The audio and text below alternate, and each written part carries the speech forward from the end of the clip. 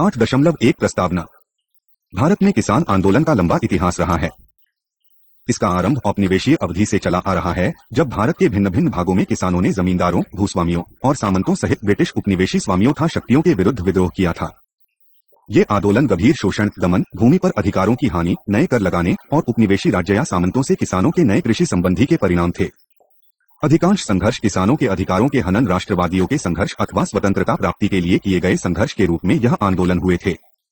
British अवधि के दौरान किसानों व खेतिहरों के कुछ महत्वपूर्ण संघर्ष हुए थे भी। विद्रोह 1822, 1823, 183700, दक्कन किसान विद्रोह 1875, मौपिपला विद्रोह 1921, मुसलही सत्याग्रह 1921 से 24, वालियों का संघर्ष 1948, बिरसा मुंडा विद्रोह, नागर किसान विद्रोह 1830 से 33।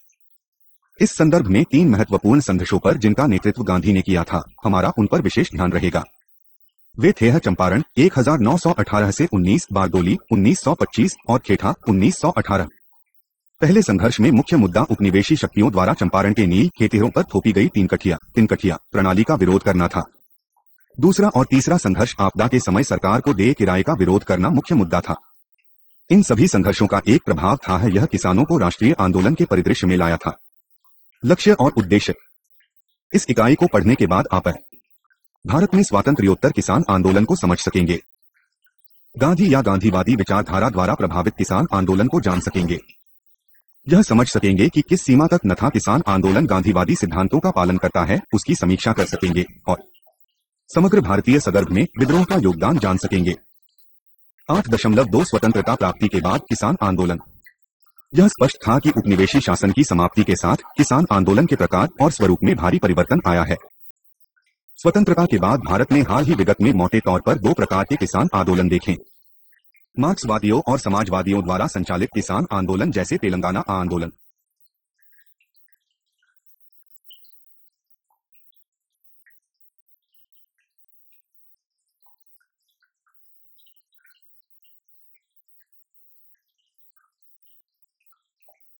उत्तर प्रदेश, कर्नाटक, महाराष्ट्र, पंजाब और गुजरात में बनी किसानों द्वारा संचालित किसान आंदोलन। किसानों के आंदोलन का विवरण देते समय विद्वानों के सम्मुख आई समस्याओं में एक समस्या वैचारिक समस्या है। पीजेंट से किसान में अंतर कैसे करें? क्या पीजेंट स्वातंत्र्योत्तर अवधि में उपयुक्त विश्लेषणात्मक श्रेणी है? वास्तव में पीजेंट की अवधारणा अब धीरे धीरे कमबल इस कारण से किसान द्वारा प्रतिस्थापित की जा रही है कि स्वतंत्रता के बाद की अवधि के दौरान प्रारंभ किए गए विकास के प्रतिमान ने बाजारोन्मुखी किसानों की नई श्रेणी का निर्माण किया है। पीजेंट को कमबल सामाजिक श्रेणी के रूप में परिभाषित किया गया है, जो जीवन निर्वाह स्तर पर रहती है और बाजार प्रतिस्पर्धा नहीं करता है। इसके विपरीत किसान बाजार प्रतिस्पर्धा में शामिल होता है और उत्पादन, वितरण और फसल उगाना, क्रॉपिंग पैटर्न मुद्दों से निपटते समय स्वचासी होने का प्रयास करता है। वास्तव में हरित क्रांति, नई प्रौद्योगिकी, सरकारी सहायता आदि प्रवर्तन ने विगत हाल ही में ऐसी श्रेणी बनाई है। इन श्रेणियों को धनी किसान भी कहा जाता है। हाल ही के वर्षों में इन किसानों ने जिस संघर्ष का सहारा लिया है, उन्हें नए किसान आंदोलन के रूप से संकल्पित किया गया है। पश्चोयुक्त लाटर आंदोलन विगत के गांधीवादी आंदोलन के अधिक समीप आता है। यह इस तथ्य के कारण है कि जिन रणनीतियों और तरीकों का प्रयोग किया गया है, जिन्हें उन्होंने अपनाया है, राजनीति जो उन्होंने खेली है, विश्लेषण जी उन्होंने अपने कुछ संघर्षों की संकल्पना सहित किया है, वे गांधीवादी आंदोलन के अभिप्राय है। यहाँ तक कि कर्नाटक में नए किसान आंदोलन में कुछ संगठनों ने अपने गांधीवाद होने का खुलकर उत्तरदायित्व लिया है। अन्य, जैसे महाराष्ट्र के शेतकरी संगठन ने पूर्ण रूप में कौमीवाद स्वीकार या अंगीकरण नहीं किया।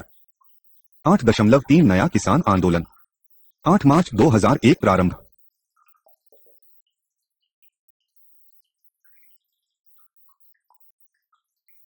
आठ दशमलव 3 नया किसान आंदोलन।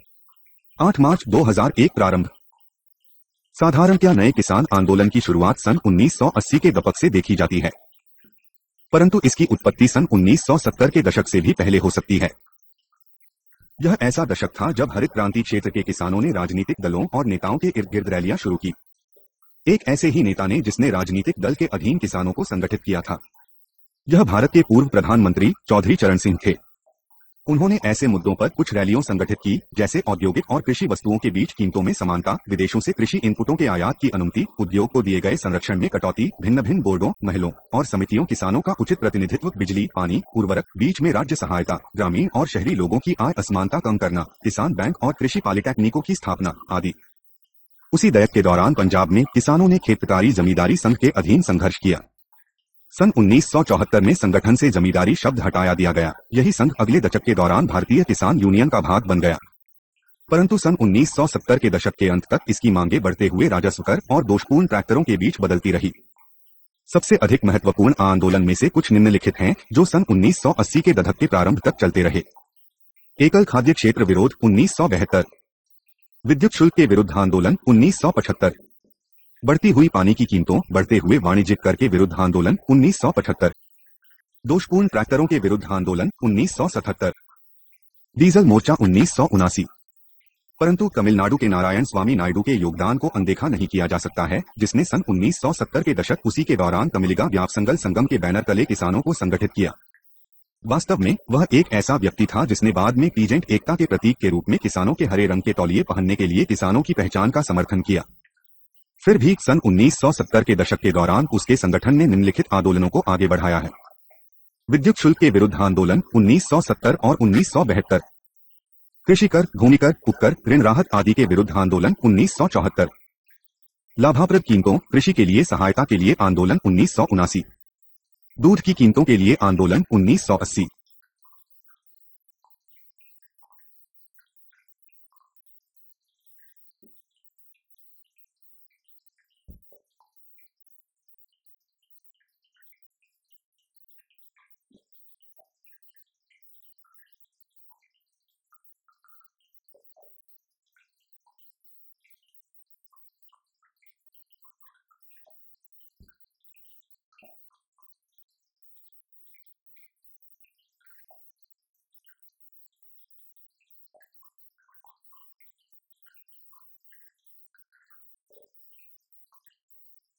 सन 1980 के दशक ने उसकी शुरुआत देखी, जिसे भारत के भिन्न भिन्न भागों में नया किसान आंदोलन कहा गया है। इसके कारण थे कृषि के विरुद्ध जाने वाले व्यापार की शर्तें, क्रय शक्ति का यास, अलाभकारी कीमतें, अलाभकारी होने वाली कृषि, निवेश कीमतों में वृद्धि, कृषि से प्रति व्यक्ति आय में यास आदि। यह सब महाराष्ट्र में शुरू हुआ जब संयुक्त राष्ट्र के पूर्व कर्मचारी शरद जोशी किसान बने और कृषि उत्पादों के लिए, विशेषकर प्याज के लिए लाभप्रद कीमतों के लिए पुणे में चाकण नाम के गांव में उन्होंने आंदोलन शुरू किया। लाभप्रद कीमतों का यह एक सूत्री एजेंडा भारत के अन्य राज्यों में किसानों द्वारा आरंभ किया गया था। कर्नाटक में यह कमांड क्षेत्र में सुधार, उद्ग्रहण, उन्मूलन मांग करते हुए नवलगुड़ और नबिल गुड़ के किसानों द्वारा आरंभ किया गया था। इससे कर्नाटक राज्य में रायथा संघ नाम के संगठन के निर्माण में सहायता मिली। प्रो नंजुंदास्वामी विधि प्रोफेसर इसके सैद्धांतिक और अविवादित नेता बने। उत्तर प्रदेश में आंदोलन काफी समय बाद सन 1906 में आरंभ हुआ। कृषि व्यवसाय के किसान महेंद्र सिंह टिकैत ने इसका नेतृत्व किया। उसका संगठन भारतीय किसान संघ कहलाता है। उसका आंदोलन उत्तर प्रदेश के जिला मेरठ में सिसोली और शामली नाम के दो छोटे गांव से आरंभ हुआ था। 8 मार्च 2002 नए किसान आंदोलन के प्रमुख संघर्ष।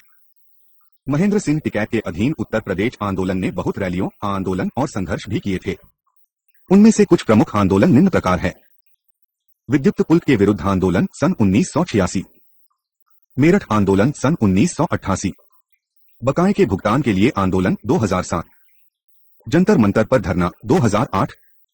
इसके विपरीत कर्नाटक राज्य रायथा संघ ने भी वर्षों के दौरान कई आंदोलन संगठित किए। कुछ प्रमुख आंदोलन थे।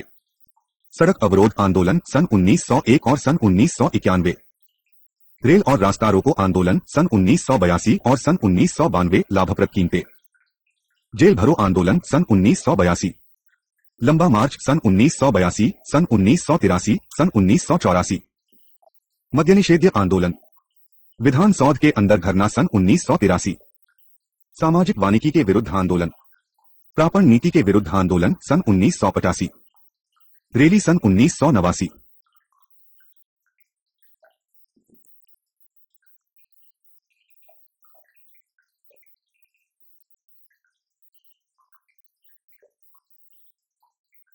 महाराष्ट्र आंदोलन को छोड़कर अन्य आंदोलनों में लाभप्रद कीमतों से अधिक अन्य मुद्दों को फोकस मिला। मांगों की सूची में किसानों के प्रत्येक मुद्दे को शामिल किया गया था। बहुत बार किसान आंदोलन की मांगों में ऐसे मुद्दे शामिल होते थे जैसे लाभप्रद कीमतें, ऋणों के बट्टे खाते में डालना, प्रापण, उद्ग्रहण नीति, उदारीकरण की सरकार विरोधी नीति आदि। इन आर्थिक मुद्दों के अलावा किसान आंदोलन ने सामाजिक मुद्दों पर भी ध्यान दिया। इस संबंध में रायथा संघ के अधीन कर्नाटक किसान आंदोलन और शेतकारी संगठन के अधीन महाराष्ट्र आंदोलन द्वारा किया गया प्रयोग ध्यान देने योग्य है। इन दोनों ने अति विशाल रैलियों आयोजित कर लिंग या महिलाओं की समस्याएं हल करने का प्रयास किया। महाराष्ट्र आंदोलन ने लक्ष्मी मुक्ति नामक कार्यक्रम के अधीन महिलाओं को संपत्ति अधिकार देने का प्रयास किया। इसके विपरीत कर्नाटक आंदोलन में ग्रामीणों में संपत्ति संबंध अंतरित करने के प्रयोजन के लिए सन 1983 में हलियाल में विशाल रैली आयोजित की। इसके अलावा कर्नाटक आंदोलन ने हजारों सीधे साधे अंतर्जातीय विवाह आदि आयोजित किए। वास्तव में इसके विभिन्न आंदोलनों में भी महिलाओं की समस्याएं सम्मिलित होती थी। उदाहरण के लिए अपने सामाजिक वानिकी विरोधी मद्य निषेध आंदोलन में महिलाओं की समस्याएं प्रमुख थी। ये सभी एक प्रश्न सामने लाते हैं, क्या किसान आंदोलन की स्थान विशेष तक सीमित रखना संभव है या क्या वे विश्वव्यापी आंदोलनों के भी भाग है? 8 मार्च 2003 नए किसान आंदोलन के नएपन के बारे में बहस। नए किसान आंदोलन के नएपन के बारे में बहस हुई है। किसानों के आंदोलन पर कार्य करने वाले कुछ विशेषज्ञ तर्क देते हैं कि इस कारण से इन आंदोलनों को नया किसान आंदोलन नहीं कहा जा सकता है कि वे उन्हीं पुरानी रणनीतियों और पुराने एजेंडा का पुनः प्रदर्शन करते हैं। नए के समर्थक निम्नलिखित आधार पर तर्क देते हैं कि ये किसान अपनी जीवन शैली या सामाजिक जीवन को आमोद प्रमोदमय बनाने में विश्वास नहीं करते हैं। ये आंदोलन स्थानबद्ध न होकर उससे आगे के जाने के सिद्धांत पर विश्वास करते हैं। यह कुछ नहीं है बल्कि राष्ट्र राष्ट्रीयता से आगे अंतर्राष्ट्रीयवाद में जाने पर विश्वास करते हैं।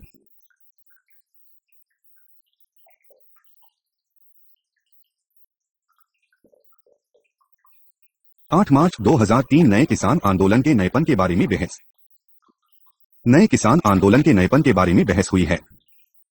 किसानों के आंदोलन पर कार्य करने वाले कुछ विशेषज्ञ तर्क देते हैं कि इस कारण से इन आंदोलनों को नया किसान आंदोलन नहीं कहा जा सकता है कि वे उन्हीं पुरानी रणनीतियों और पुराने एजेंडा का पुनः प्रदर्शन करते हैं।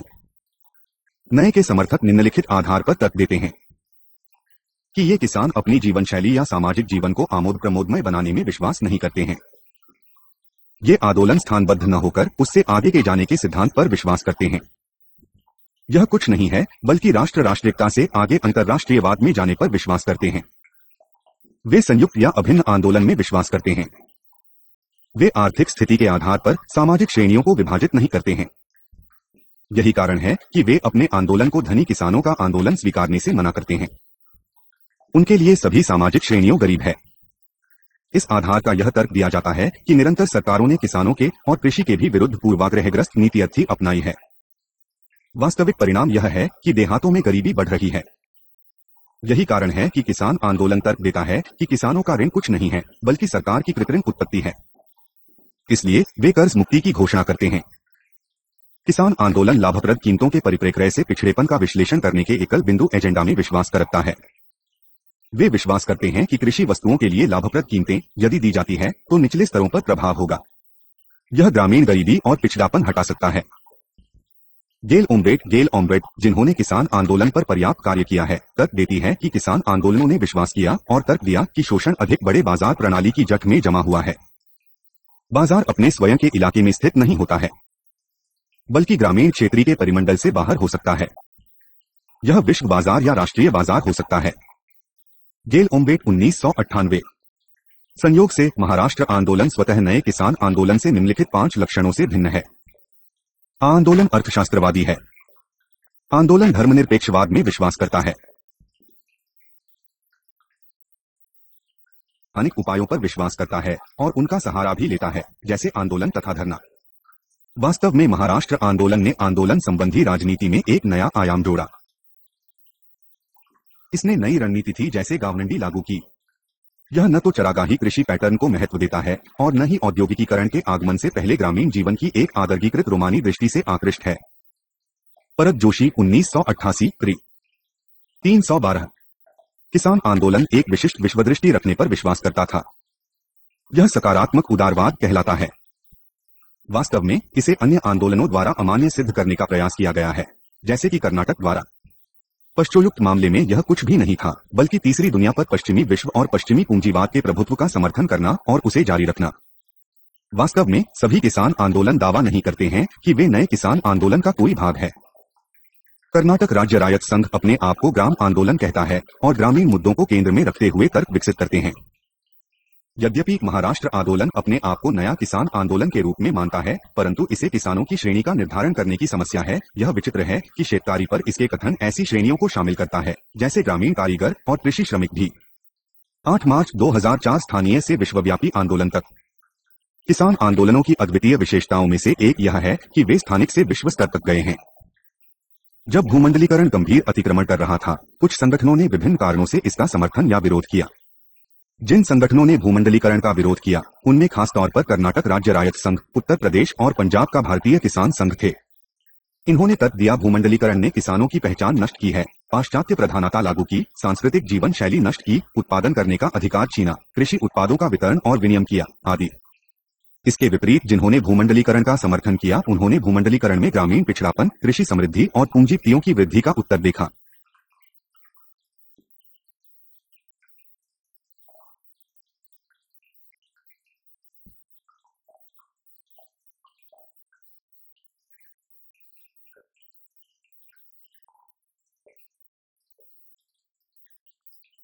आठ मार्च 2004 स्थानीय से विश्वव्यापी आंदोलन तक। किसान आंदोलनों की अद्वितीय विशेषताओं में से एक यह है कि वे स्थानिक से विश्व स्तर तक गए हैं। जब भूमंडलीकरण गंभीर अतिक्रमण कर रहा था, कुछ संगठनों ने विभिन्न कारणों से इसका समर्थन या विरोध किया। जिन संगठनों ने भूमंडलीकरण का विरोध किया, उनमें खासतौर पर कर्नाटक राज्य रायत संघ, उत्तर प्रदेश और पंजाब का भारतीय किसान संघ थे। इन्होंने तर्क दिया, भूमंडलीकरण ने किसानों की पहचान नष्ट की है, पाश्चात्य प्रधानता लागू की, सांस्कृतिक जीवन शैली नष्ट की, उत्पादन करने का अधिकार छीना, कृषि उत्पादों का वितरण और विनियम किया, आदि। इसके विपरीत जिन्होंने भूमंडलीकरण का समर्थन किया, उन्होंने भूमंडलीकरण में ग्रामीण पिछड़ापन, कृषि समृद्धि और पूंजीपतियों की वृद्धि का उत्तर देखा। प्रसंगवश भिन्न भिन्न संगठनों में मतभेद सन 1990 के दशक से काफी पहले उभरे हुए थे, जब भूमंडलीकरण अतिक्रमण कर रहा था। मतभेद उदारीकरण तथा भूमंडलीकरण के प्रति क्या दृष्टिकोण अपनाया जाए को लेकर समस्या बनी हुई। वास्तव में शरद जोशी द्वारा संचालित महाराष्ट्र आंदोलन एक ऐसा आंदोलन था जिसने उदारीकरण का समर्थन किया था। इसके विपरीत कर्नाटक, उत्तर प्रदेश और पंजाब के किसान संगठन जोरदार ढंग से इसका विरोध करते रहे थे। कर्नाटक के रायत संघ और उत्तर प्रदेश के भारतीय किसान संघ ने सन 1999 के दौरान यूरोप महाद्वीप में कारो निकाला। उन्होंने नीदरलैंड में बायोटेक कंपनी कारगिल के सामने विरोध किया। इसी दशक के दौरान कर्नाटक आंदोलन ने आशोधित बीटी कपास की फसलें जलाई। यह केआरआरएस के अभियान क्रीमेट मॉन्सांटो का भाग था। अभियान में निम्नलिखित नारे प्रयोग किए गए, stop genetic engineering, patents on life, no patents on life, cremate Monsanto, bury the WTO, क्यूरी द WTO, आदि। यहाँ इसके आक्रमण 3 सिद्धांतों पर केंद्रित थे, समग्र रूप से नवोदार भूमंडलीकरण के विरोध का सिद्धांत, विश्व व्यापार संगठन व्यवस्था और G8 GK तथा नाटो में अंतर्ग्रथित विश्व शक्ति संरचना का विरोध करने के सिद्धांत।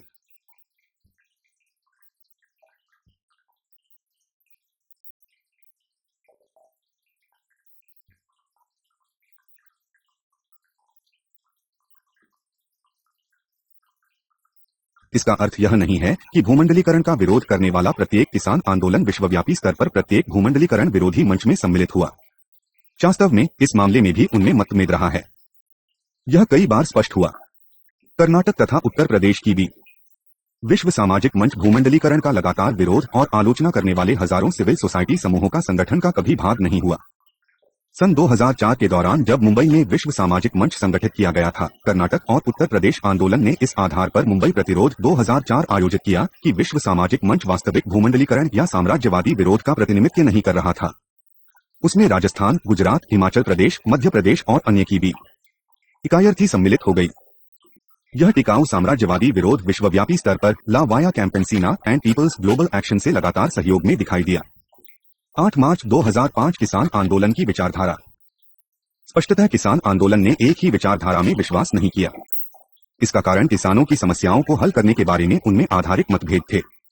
कर्नाटक किसान आंदोलन अपने आप की गांधीवादी होने का दावा करता था, परंतु उसके कुछ तर्क आश्रिता सिद्धांत के अधिक समीप थे। उन्होंने तर्क दिया था कि तीसरी दुनिया का वर्तमान अवरुद्ध विकास अधिकांशतः पूर्व उपनिवेशी देशों द्वारा तीसरी दुनिया के उपनिवेशीकरण के कारण है।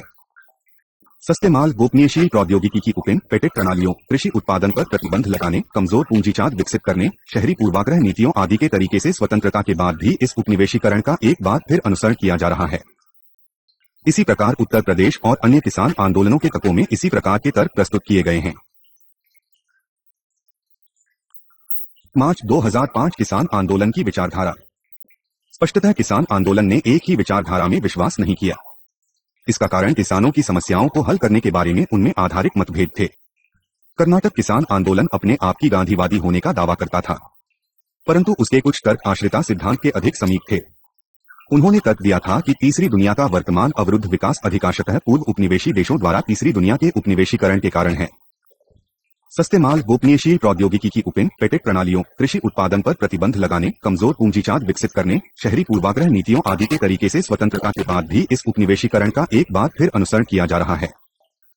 इसी प्रकार उत्तर प्रदेश और अन्य किसान आंदोलनों के तकों में इसी प्रकार के तर्क प्रस्तुत किए गए हैं।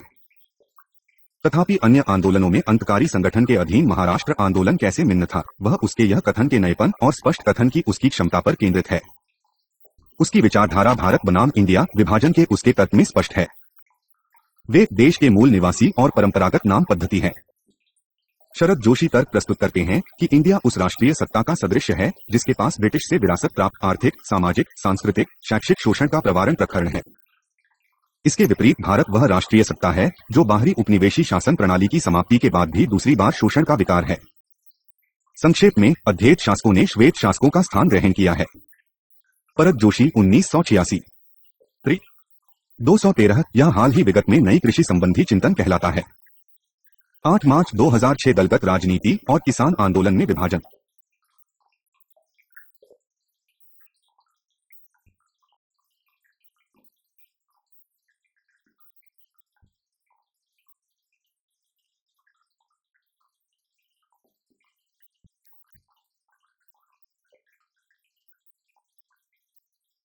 गत राजनीति और किसान आंदोलन में विभाजन। वास्तव में किसान आंदोलन के अंदर विभाजन कोई नई बात नहीं थी। बहुत से ऐसे मुद्दे हैं जिसने किसानों के आंदोलन को विभाजित किया था जब यह अखिल भारतीय स्तर पर चोटी पर था। एक ऐसा मुद्दा आंदोलन के गैर राजनीतिक स्वरूप को बनाए रखना था। पंजाब भारतीय किसान यूनियन के अधीन प्रारंभ में पंजाब आंदोलन का विश्वास था कि अराजनीतिक रहकर किसानों के हित का कार्य सर्वश्रेष्ठ तरीके से कर सकता है। इस अराजनीतिक अवस्थिति का एक मिन्न अभिप्राय था निर्वाचन राजनीति से अलग रहना, आंदोलनात्मक राजनीति धारण करने वाले दलों से दूरी बनाए रखना आदि। परंतु अराजनीतिक रहने की इस प्रक्रिया का रूपांतरण इस कारण से हुआ कि किसानों के आंदोलन में यह निरंतर विश्वास होने लगा कि गैर राजनीतिक रहने से न तो किसानों को और न ही आंदोलन को कोई लाभ होगा। वास्तव में तमिलुगा व्यावसायिक संगम का नारायण स्वामी नायडू पहला व्यक्ति था जिसने राजनीतिक दल बनाया। सन 1982 में उन्होंने पार्टी बनाई जिसे टॉयलर्स और फार्मर्स पार्टी कहा गया, जो कि भारतीय किसान यूनियन के सिद्धांतों से काफी भिन्न थी। उसकी पार्टी ने चुनाव लड़ा, परंतु निर्वाचन राजनीति में कोई भी प्रभाव निर्मित नहीं कर पाई। अन्य आंदोलनों ने भी इसका अनुसरण किया। शेतकारी संगठन के अधीन महाराष्ट्र आंदोलन ने चुनाव लड़ना और विभिन्न राजनीतिक दलों से वार्ता करना दोनों को स्वीकार किया। यही कारण है कि महाराष्ट्र आंदोलन ने सन 1994 में स्वतंत्र भारत पार्टी की स्थापना की। इस पार्टी का उद्देश्य लाइसेंस परमिट राज का उन्मूलन और न्यूनतम सरकारी हस्तक्षेप था। इससे पहले इसने बी और चिदसेना जैसी राजनीतिक पार्टियों से समझौता और सहयोग किया था। कर्नाटक आंदोलन ने भी चुनाव में भाग लेने के लिए प्रयास किए थे। सन 1984 में उन्होंने मतदाता फोरम द्वारा राजनीतिक क्षेत्र में प्रवेश करने का प्रयास किया। इसी दशक के दौरान उन्होंने कन्नड़ देश बनाया और विधानसभा चुनाव लड़े, परंतु निष्फल हुआ। इसने महाराष्ट्र आंदोलन की भांति भिन्न भिन्न राजनीतिक दलों में जुड़ने की इच्छा नहीं की, बल्कि सामाजिक आंदोलन का अधिक विशाल गठबंधन बनाना स्वीकार किया। हाल ही में इसने अपनी पार्टी का विलय सर्वोदय पार्टी नाम के नए राजनीतिक दल में किया है।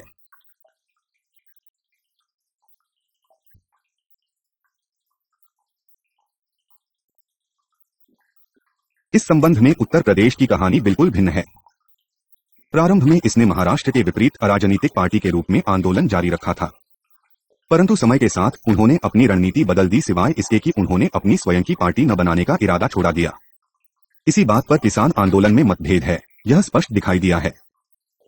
महाराष्ट्र, पंजाब, तमिलनाडु और कर्नाटक आंदोलनों ने अपनी राजनीति दबाव समूह से चुनाव राजनीति में बदलना स्वीकार किया था। इसके विपरीत उत्तर प्रदेश आंदोलन अभी भी दबाव समूह पर विश्वास करता है और किसानों के आंदोलन की यही विशेषता है। सन 1990 के दशक ने किसान आंदोलन में ऊर्ध्वाधर विभाजन वर्टिकल स्प्लिट देखा है। विभाजन का भूमंडलीकरण और उदारीकरण की समस्याओं को हल करने के तरीके से काफी लेना देना था। एक ऐसा ही आंदोलन जिसने भूमंडलीकरण का समर्थन किया था वह महाराष्ट्र का क्षेत्रकारी संगठन था।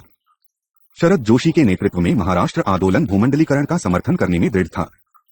भूमंडलीकरण के लिए इसका समर्थन राज्य हस्तक्षेप की आलोचना में निहित था। वास्तव में प्रारंभ से ही आंदोलन अर्थव्यवस्था में राज्य के किसी भी प्रकार के हस्तक्षेप का लगातार विरोध कर रहा था। इसलिए राज्यवाद स्टेटिज्म के विरुद्ध आंदोलन के रूप में इसकी संकल्पना हुई। इसके अलावा इसने यह तर्क दिया गया कि अर्थव्यवस्था मुक्त करने से न केवल किसान अपनी देखभाल स्वयं कर सकेंगे बल्कि राष्ट्र की समृद्धि भी सुनिश्चित होगी। इसके अतिरिक्त इनमें विभाजन स्पष्ट है। जब महाराष्ट्र आंदोलन ने मुक्त अर्थव्यवस्था बनाम राज्य नियंत्रित अर्थव्यवस्था के सिद्धांत की वकालत की, इसका मानना था कि आर्थिक विकास में राज्य हस्तक्षेप कृषि में पूंजी संचयन के रास्ते में आया है। उन्होंने आगे तर्क दिया कि राज्य द्वारा कृषि के स्वामित्व हरण ने कृषि को अलाभकर बनाया है और जिससे कि इस प्रकार के हस्तक्षेप का परिणाम गरीबी है। यही कारण है कि इसने राज्य हस्तक्षेप के विघटन की वकालत और समर्थन दोनों किया था।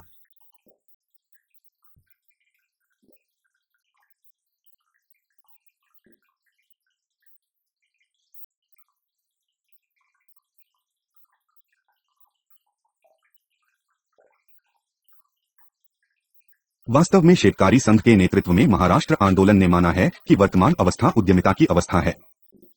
यह न पूंजीवाद की अवस्था है और न ही समाजवाद की है।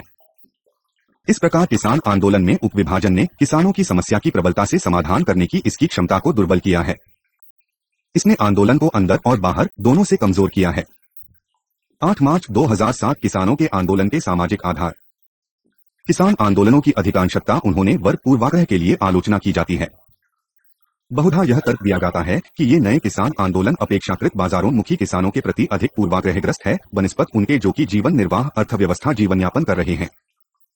यद्यपि अपने संपूर्ण संचर्षों के दौरान इन आंदोलनों ने ऐसे प्रश्न खड़े किए हैं जिन्होंने या तो धनी किसानों की या मध्यवर्ती किसानों की सहायता की है।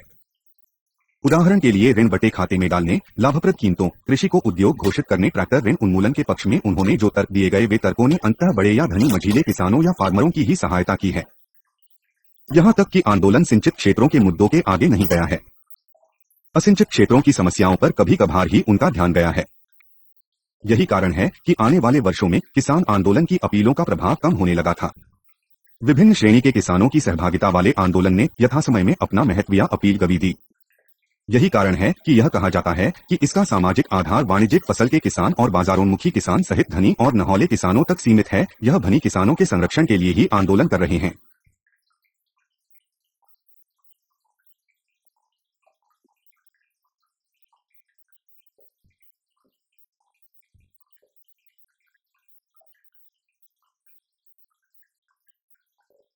दूसरा, इनकी यह आलोचना की जाती है कि आंदोलन कभी सभी जाति समूहों के या सभी जाति समूहों के लिए नहीं हुए हैं। कर्नाटक में रायथा संघ मुख्यतः 2 प्रमुख जातियों लिंगायतों और वोक्कालिगे का आंदोलन हो गया था। महाराष्ट्र में यह मराठा कुंबियों का हो गया था। यद्यपि इसने दलितों, अन्य पिछड़ी जातियों, दस्तकार जातियों और अन्य को शामिल करने का प्रयास किया था, परंतु उनका अनुपात कम था जबकि कुंबियों मराठों से तुलना की जाती थी। इसके विपरीत पंजाब और उत्तर प्रदेश आंदोलन जाटों के बन गए थे।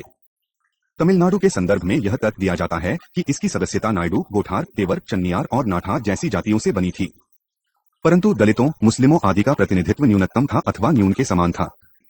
खेदुत समाज के अधीन गुजरात में आंदोलन अधिकांशतः पट्टीदारों के प्रभुत्व में हुआ था। यद्यपि अन्य पिछड़ी जातियों भी उसके समर्थन के आधार थे, परंतु ये बहुत कम संख्या में थे।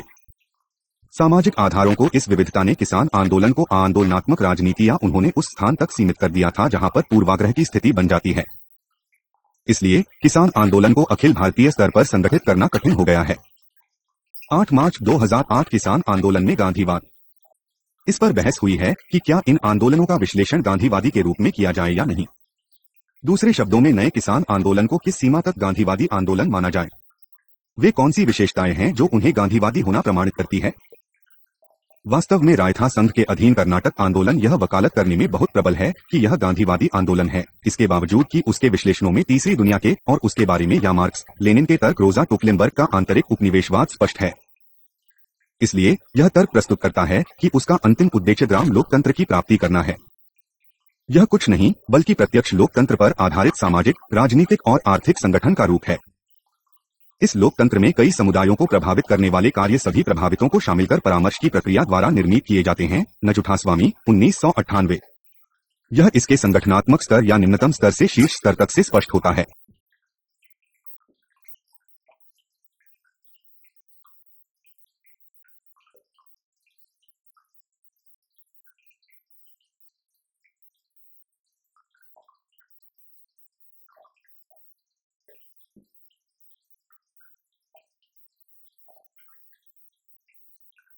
ये सिद्धांत भिन्न भिन्न आंदोलनों में स्पष्ट दिखाई देते हैं। विश्वव्यापी प्रतिरोध के भाग के रूप में और पीपल्स ग्लोबल एक्शन में भाग के रूप में कारगिल बीजों को नष्ट करते समय इसने रणनीति या कार्रवाई के रूप में अहिंसा के गांधीवादी सिद्धांत का समर्थन किया। इसने पुलिस उन लोगों सहित सभी प्राणीजगत को सम्मान करने के रूप में अहिंसा के मुद्दे पर विचार किया जो बहुराष्ट्रीय निगमों के लिए और आनुवंशिक से इतर प्राणियों के लिए भी कार्य करते हैं। दिलचस्प बात यह है कि बहुराष्ट्रीय कंपनियों के गोदामों आदि को नष्ट करने की विचारधारा भी अहिंसा का ही एक हिस्सा माना गया है। फिर भी गांधीवादी दृष्टिकोण भूमंडलीकरण के विरुद्ध विकेंद्रीकृत अभियान और प्राकृतिक संसाधनों आदि के सुमार में स्पष्ट है। विकल्पों पर तर्क प्रस्तुत करते समय कर्नाटक आंदोलन ने खादी पदर्दी की वकालत की जिसका अभिप्राय भारत और पश्चिमी पूंजीवाद के बीच बराबरी का संबंध स्थापित करना है जो शोषण के वर्तमान और गैर बराबरी के स्वरूप का स्थान लेगा। मुज़फ़्फ़र आसादी 1994-321। फिर भी गांधीवाद उन भिन्न भिन्न रणनीतियों के अंगीकरण में भी स्पष्ट है जिन्हें रायथा संघ ने वर्षों से अपनाया है।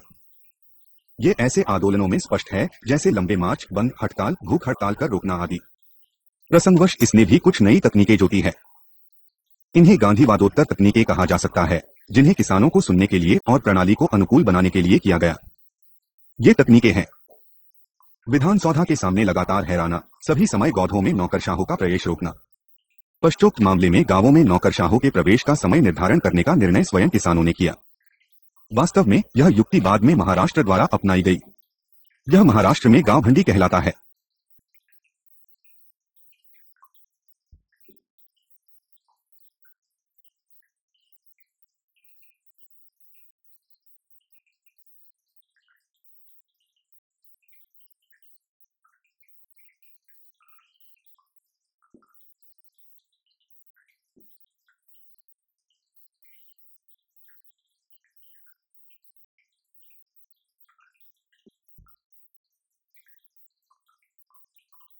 दिलचस्प बात यह है कि शेतकारी संगठन के शरद जोशी दावा करते हैं कि वह न तो मार्क्सवादी है और न ही गांधीवादी।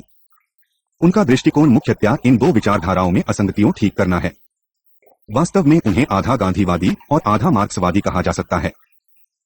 यही कारण है कि वह अपने सैद्धांतिक निरूपण के लिए मार्क्स के कुछ तर्क स्वीकार करते हैं जैसे कि भौतिकवादी दृष्टिकोण, पूंजीवाद, संचयन, आंतरिक उपनिवेशवाद आदि, किंतु वह अतिरिक्त राज्य के सिद्धांत अथवा मार्क्स के क्रांति के सिद्धांत के विरुद्ध है। इसलिए वह सोचते हैं कि गांधी और मार्क्स अपर्याप्त है। भारत बनाम इंडिया का उनका सिद्धांत कुछ नहीं है बल्कि विचारधारा की स्वतंत्र प्रणाली है जो न तो मार्क्सवाद का समर्थन करें और न ही गांधीवाद का। फिर भी उन्होंने व्यावहारिक महत्व के लिए अहिंसा के गांधीवादी तरीके की प्रशंसा की है परंतु एक सिद्धांत के रूप में नहीं। वास्तव में शेतकारी संगठन सैन्य भाषा का प्रयोग करता है जैसे रणनीति, फौजी, सेनापति आदि जी गांधीवादी आंदोलन से असंगत है या उससे मेल नहीं खाती है। उत्तर प्रदेश और पंजाब की भारतीय किसान यूनियन और गुजरात का खेडूत समाज कर्नाटक आंदोलन से भिन्न नहीं है। वे गौभीचात की भाषा का प्रयोग करते आ रहे हैं।